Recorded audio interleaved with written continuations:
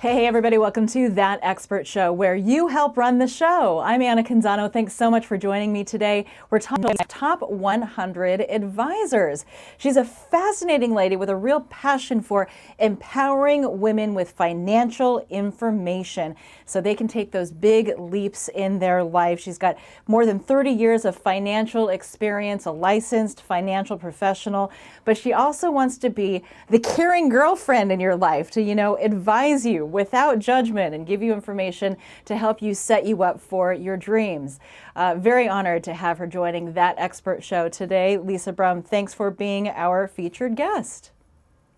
Thank you so much for having me. I'm excited to be here. It's really interesting when you talk about money. It's obviously a very sensitive topic. But as we prepared for this show, I thought about the fact that, I have an international business degree along with broadcast journalism, and yet I really default to my husband for a lot of the investment decisions that I make in life. And also, I got all the way through college, like number of years of education, without knowing how to even fill out the basic forms when I got my first job, like a W-2 and, how many withholdings should I have? I think that's kind of ridiculous. So I'd love to start there with you. If we're talking to the millennial or somebody who's just starting out in their first job, what do they need to know as they're handed this stack of paperwork to fill out, that has to be like turned in within a couple days? Exactly. Or they don't even get their paycheck, right? Yes. So I think some of the best information that you can give someone, especially when they're starting out on a new job, because they're transitioning from college typically into their first job. And so they have probably, if they've been working and they have a job in their full-time students, they've actually probably claimed zero or an exemption on their W-2s. Or W-4. And so when they get to the new job, they don't, they might read the negative font 4 on the back of the page of the IRS for instructions. But generally, they just keep with the zero. They may ask their parents. They may ask somebody else at that job, and it has nothing to do with their personal circumstances. So there's a number that you can actually get out of a calculation on the irs.gov website that helps you, asks you a few questions, and then you can end up with a number that is just your number. And generally, it keeps you even to not having to owe a bunch of money, because that's the big fear, is that I'd rather get a huge check back and overpay than to have to pay a huge check next April. And so typically people kind of just default to that. But I find that people who get paid overtime, like nurses, they got this dialed down. They know the number and they will decrease it when they know they're going to have overtime. So they get more cash on their paychecks. So it really is just a calculation that you can really play with. And if you work with a CPA, your CPA will dial you in on what your withholding should be, especially if you're a W-2 employee. That's interesting because, I think people look forward to that big check, but there's also something to be said about balancing that out and having some more control over a bigger portion of your income throughout the year. Exactly. I find that it's kind of like a woman. We carry a purse, and whatever size purse we have, we can have a little one and it's still going to be stuffed, or we can carry a big one and it just ends up being the thing that you're carrying all your daughter's sweaters in and your books and everything. And so we do that with our paychecks. We tend to stretch it until it just is right there at that brink of pressure. And so more cash. Most people don't realize that more cash is a good thing. And we even build in, if you work with us, we even help you build in your spendable allowance, right? Maybe it's the debit card that's blue in your purse, and that's the only one you go to the outlet malls with. So we don't want to deprive you, because I think that's what people think about budgeting. And if I have too much in my savings, it'll get all spent. But we have tricks and ways to help you kind of set yourself up for success. And that's really the most important thing. I love that. Lad, who's commenting on Instagram, is saying that he always makes sure that his wife is included, they, meaning women, are most likely to live longer, thus need the Absolutely. assets to last longer. Finances are a household issue. So thanks, Lad, for chiming in there. Back to that first job. You know, one of the things that Yeah. I'm constantly talking to younger friends about, 401k. You got to sign up for the 401k if it's available, especially if there's a match. Can you talk us through this so that I can just clip, you know, what you're about to say here about 401ks and pass it to anyone who's just starting out in life? Absolutely. So just say yes to a 401k. Just like we say, don't do money alone. Do a 401k, even if it's only $50 or just a small amount. Don't let it, you won't notice it especially if you sign up right when you're eligible for it. And if there's match, would you walk across the street and walk over a $5 bill? Would you let it just sit there? No, you'd pick it up. And that's what it is. It's free money. I can't find a better investment than matched money through your 401k. The other thing too then is, as you're signing all of that paperwork, and maybe this is too much to go into for just our show, but life insurance, and some of those elective things that you have to make decisions about when it comes to health insurance. Yeah, all of those are benefits and voluntary, and sometimes maybe they are paid for through your company. If they're paid for, just grab it. It's not going to hurt you any. Life insurance, particularly for younger people tend to say, well, I don't really need it. I don't have anybody that I want to, give it to. But if you're a parent, if you're a single person and you have a child, then yes, sign up for it. The one thing with life insurance is if you don't get it young, then if you get a medical condition that prevents you, like cancer or heart attack, or if you have those kind of ailments in your family and your family history, sometimes it's good just to get it so that you can't get it later when you're in your later years because you have had one of those diagnoses. Interesting. Let's talk about, you were trying to get into a little bit about saving the money you have and not just spending whatever is in your checking account and using your ATM card. One of the things that I've always wondered about is savings accounts and whether someone should just have one savings account or whether you should have multiples and label them by type and what you're actually saving for. Yeah, it's a thing that allows us. I think there's a psychology about that, because if you have an account that's marked travel or Paris or the actual destination or cruise or whatever it is, then you're not going to really dip into it if you can't pay your cell phone bill, right? Or if you do, then you kind of feel bad and guilty. So I feel that money is a tool and we shouldn't have those emotional baggage around it as much. It's something that we're trained to do when in fact we can train ourselves to not be that way. And so if you have an account for every goal, a new car or kids' college, or I want to remodel the house next summer and I want to have a good kitchen, new kitchen. All of these things should, I believe, if people subscribe to that belief, that they could tie their intention and goals and purpose to an account that they let you name it, do it, because it really keeps you on target. It keeps you accountable to yourself. And it's not somebody saying you shoulda, woulda, coulda. It's where the money needs to be. It's kind of like a place for everything, and everything has a place. Do that with your money. Anything, and even just starting things with $10 a month, get you into a habit that most people don't feel like they have been taught how to do that.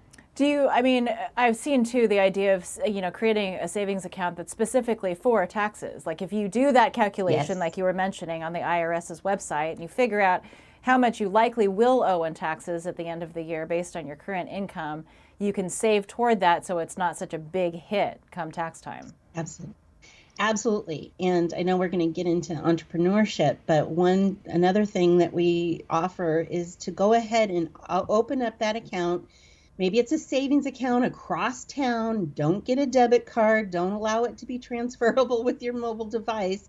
But by setting that money and auto directing it into an account that you really can't touch until it's ready, then right before you file your taxes, you could ask your tax person or the person if it's yourself.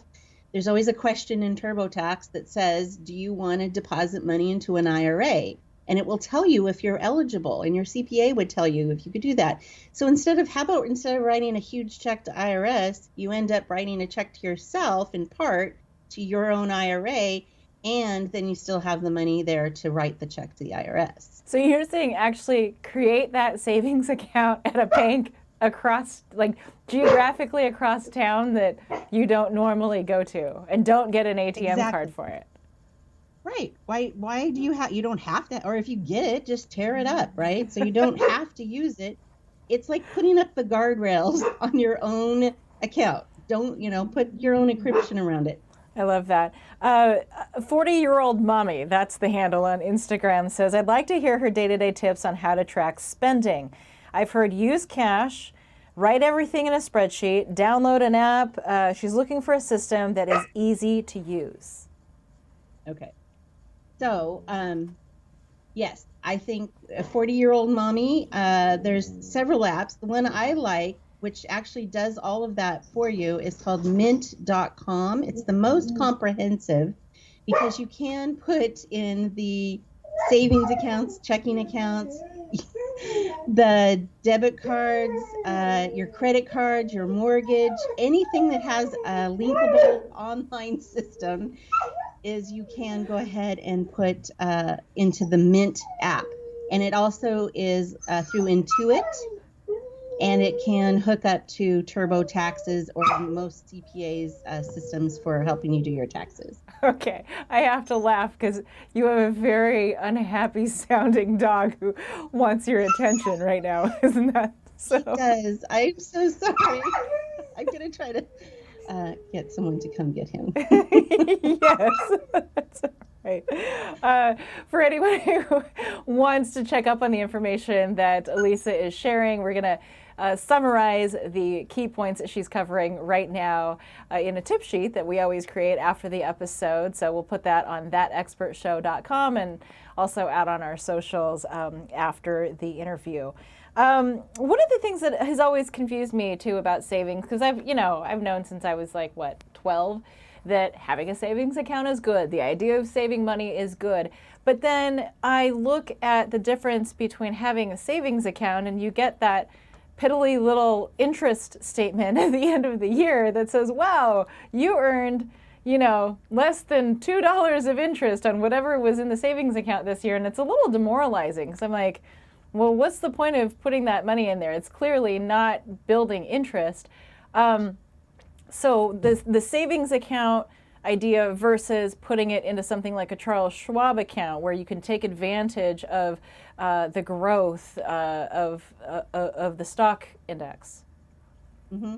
So we have I have a bucket system when it talks just like that. When you want to know that you have to have, here's my opinion anyway, is to diversify.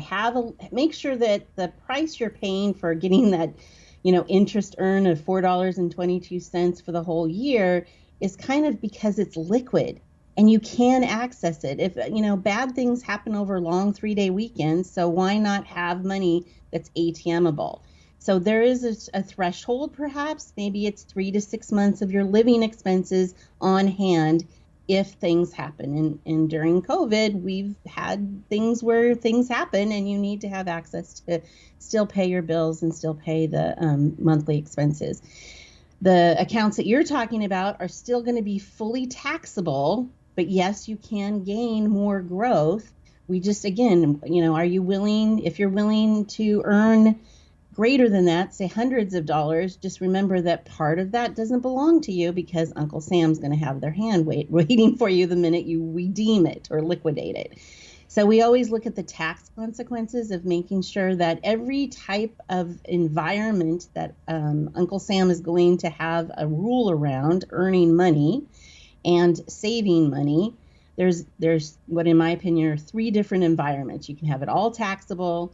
You can have some of it taxed later, like your 401k plan, because that's not going to be taxed until you withdraw it when you're in your 50s or 60s, 59 and a half to be exact. And then there's a tax advantaged bucket that you're going to put in after you've paid the tax on it. So all the principal that's in there has now already been taxed, But any of its growth, and it could be as little as 3 or 4%, or it can also grow in, just like the stock market, it can go up and down. If it needs to be liquid, it needs to be a little bit more conservative because you need to have access to it, and you don't want to necessarily lose principal, but you have to be willing to risk it a little bit to get those gains. And it's all tax growth free. So you're not going to pay the tax on any of the growth because the principal's already been taxed.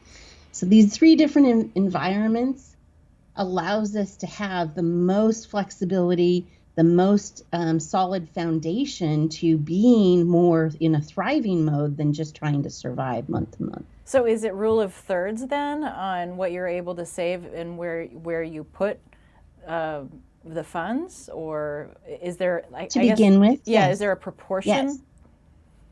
I say a third and a third and a third until you get a little more sophisticated or a little more advanced, because the 401k at work might be 4% because they match 4% at first, but as you earn more income, you now also have 3 buckets to choose from about where and how quickly you need to have access to it. So again, I go back to that, a place for everything and everything in its place.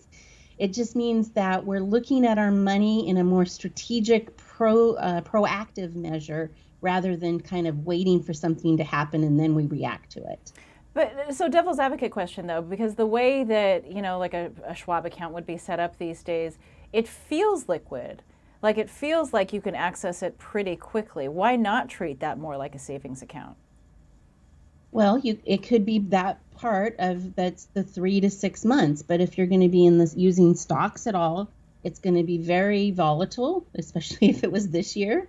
And so if you need it to be part of your living expenses, it's not going to do its job because you can't time the market for when your cell phone bill shows up, right? Mm-hmm. So having an account like that is 100% taxable, and in some cases can be taxed 3 times under the same dollar because of how long you've owned it and when you redeem it or liquidate it.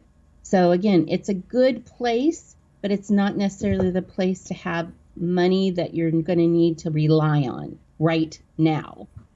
Got it. Okay. So let's talk a little bit then for entrepreneurs. A lot of us have side hustles. You might have a full-time job and a whole nother thing that you do on the side to try and earn some extra income. There's some entrepreneurs out there that I know would love some advice on how to be smart.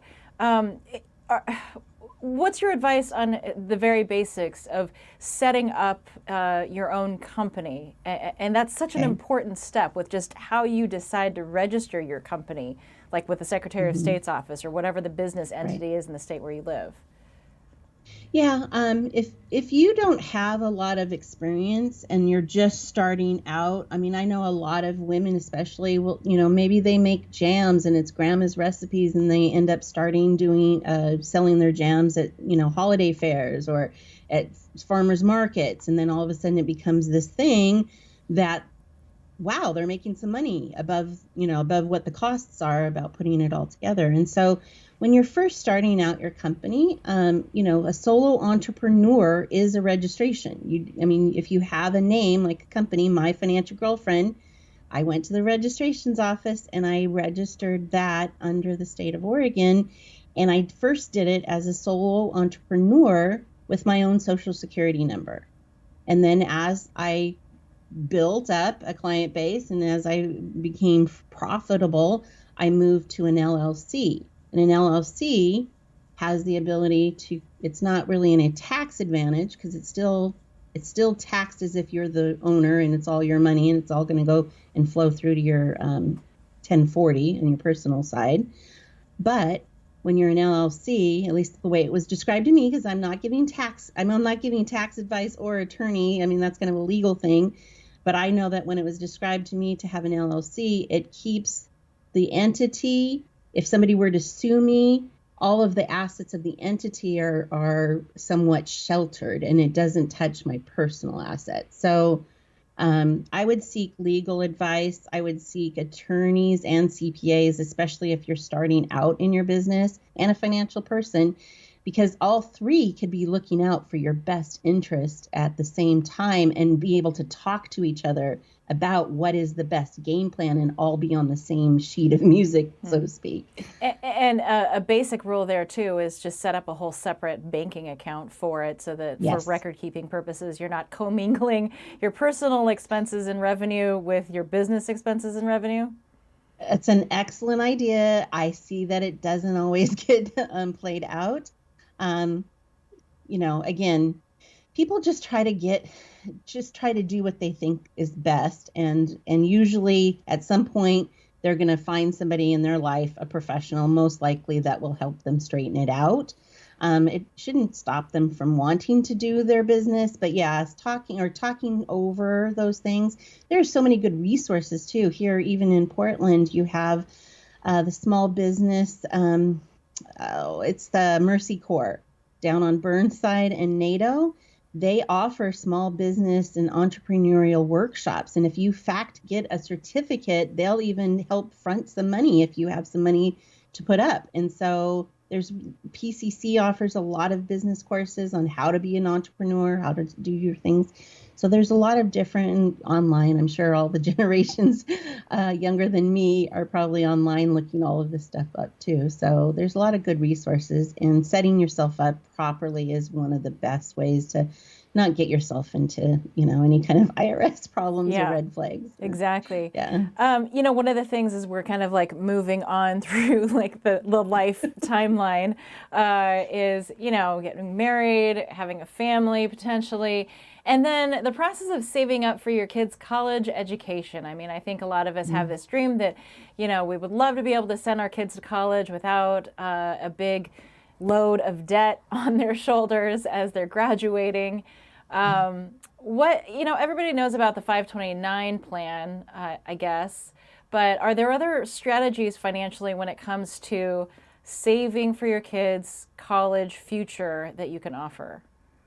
Yeah. One of the things that I say a lot, I always feel like I'm a broken record, but if you're going to have to put money out for something,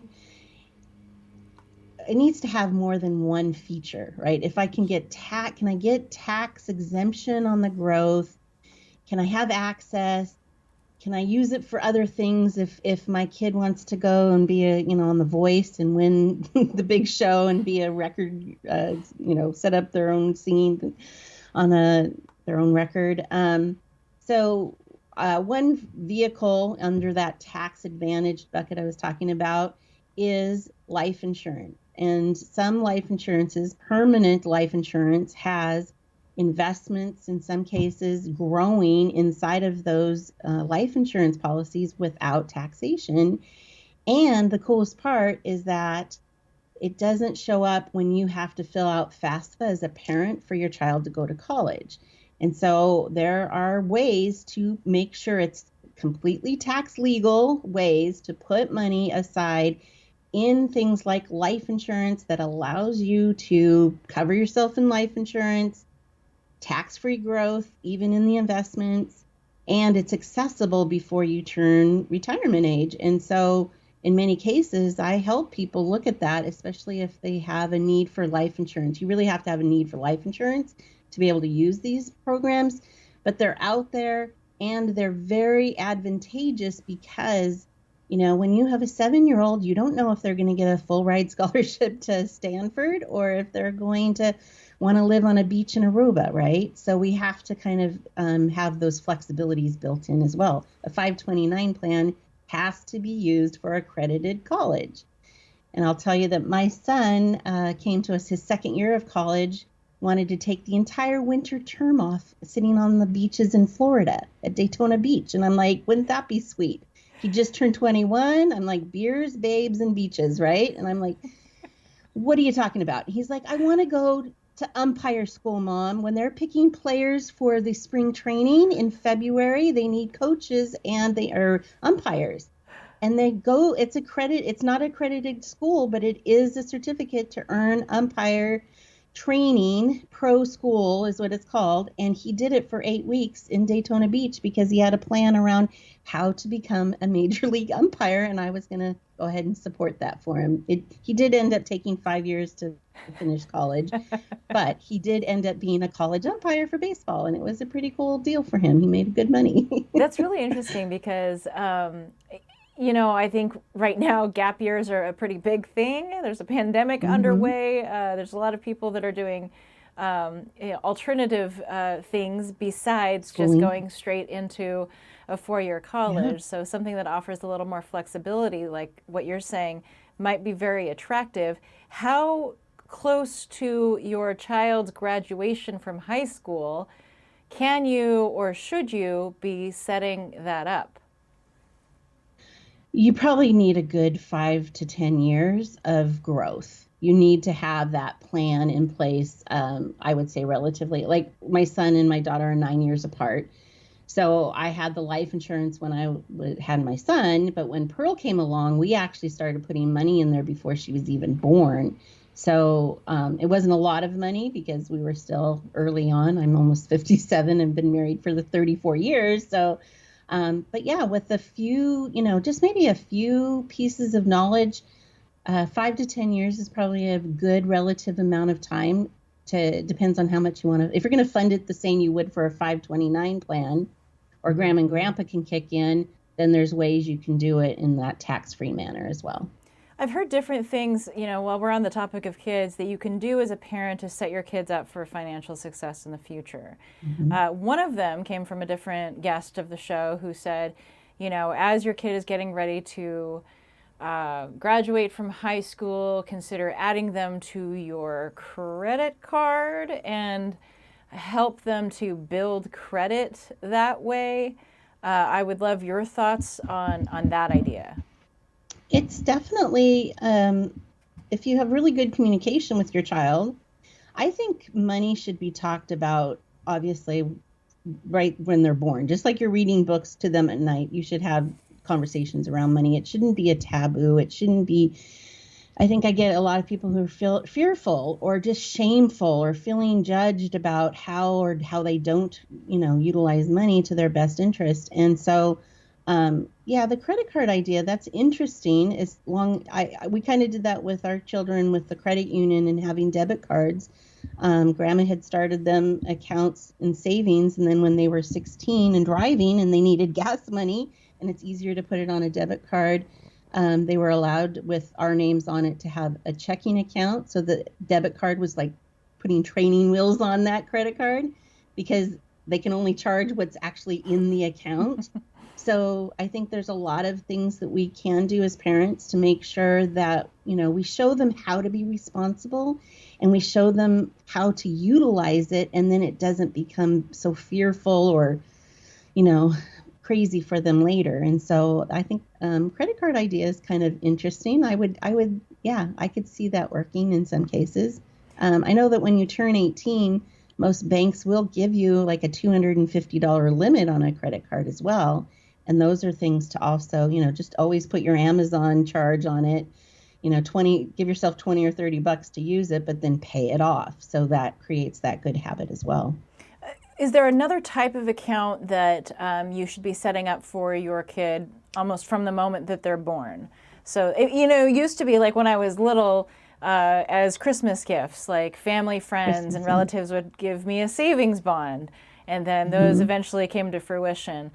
Is there another type of interest building account like that would benefit from compounding that you can set up for your child that would be way more beneficial than just a normal savings account?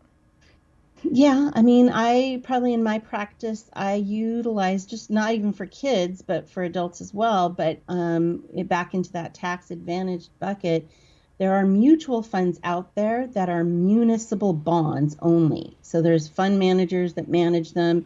A municipal bond is when we vote as voters for a community to put money back into schools or parks or libraries. Those bonds get issued. And usually Oregon, because it has such a high tax, we can not only get exemption on federal growth, but we can on the growth that we have, but we can get state exempt tax also. So we can actually have, it's like a savings in a sense. Again, you probably want to own it for a year or two before you start making withdrawals. But in a sense, you can have that. And I think in incorporating so that the child's help, you're reading the statement with the child and you're showing the money going in and you're making sure that they see how the workings and mechanics of the account, and using a financial advisor and those kind of examples are perfect because you get to learn along with your child and you get the benefit of making sure that they're getting set up for those successful moments in their future with money. Okay, but here's my beef. You said financial advisor. And the thing is, most financial advisors, and correct me if I'm wrong, they won't even talk to you unless you're at a certain level of wealth. And it's not like a small amount of wealth. Like they don't even want to take the time to have a conversation with you. Is $100,000 is the minimum in cash? There's definitely, yes. There are definitely advisors that are trained to do that. And I will say those are the majority. Now, you're going to get me on a big old soapbox and rant about this. But the industry, you're right, is very much trained to go for anybody of a certain net worth or a certain amount of cash in the bank. There is a new wave of women in this industry, much like myself, that will work with everyone. Everyone. You do not get a tattoo across your forehead of your net worth. And in some cases, like for instance, for myself, the way I'm licensed is there's 3 ways that advisors can charge their clients. And I only choose the way if an account gets open because you told me that it was a good idea for your circumstances after we've gone through everything, then we can sit down and talk. So yes, there are advisors like me. I'm a rare breed. I'm the unicorn in the industry, but a few of us are starting to pop up more and more that we won't charge our clients out of pocket, and we will help them train and learn and bring their children so we can have great conversations around how money works. That is fascinating because I think this kind of information should frankly be available to everyone. I mean, I just don't understand how huge chunks of what we just talked about are not things that I learned in high school, in college, and I had to learn along the way by making mistakes, frankly. Exactly. And, you know, a lot of things that I would go back and do differently as I was starting out in my career. Lisa Brumm, thank you so much for your insight. I appreciate everyone who tuned in to hear you speak. Thank you so much. I had a ball. And thank you for joining me for this episode of That Expert Show. It is where you help run the show. We'll create a tip sheet and post it on thatexpertshow.com this evening, in fact, so you can look for that. We also put our shows out on our YouTube channel. Just search for That Expert Show.